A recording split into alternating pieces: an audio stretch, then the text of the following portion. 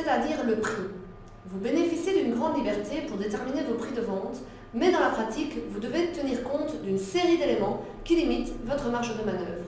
Tout d'abord, vous devez tenir compte de la législation.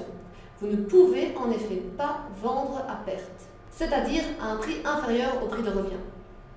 Ensuite, vous allez devoir tenir compte du marché. Vous devez en effet tenir compte de vos concurrents ainsi que des prix qu'ils pratiquent. Vous allez devoir tenir compte du prix de revient du produit.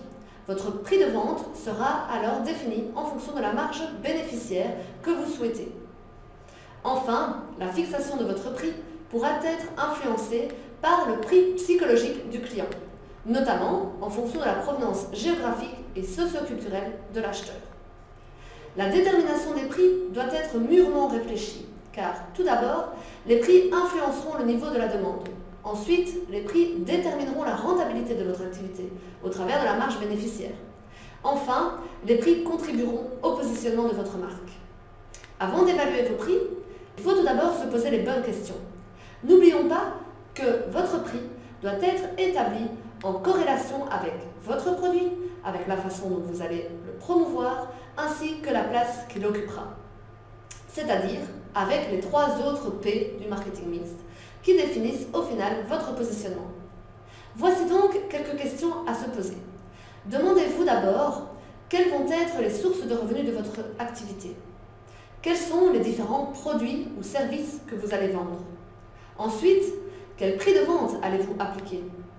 Allez-vous appliquer des prix discriminatoires, c'est-à-dire offrir un même produit à des prix différents?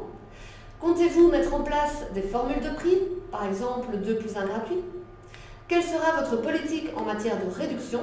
Sachez qu'il existe différents types de réductions, à savoir les remises, lorsque votre client achète en grande quantité, les ristournes pour les clients fidèles, les rabais pour les marchandises non conformes à la commande ou en retard de livraison, et enfin l'escompte, c'est-à-dire une réduction pour paiement comptant ou avant l'échéance, dont bénéficie le client qui s'acquitte immédiatement de son achat.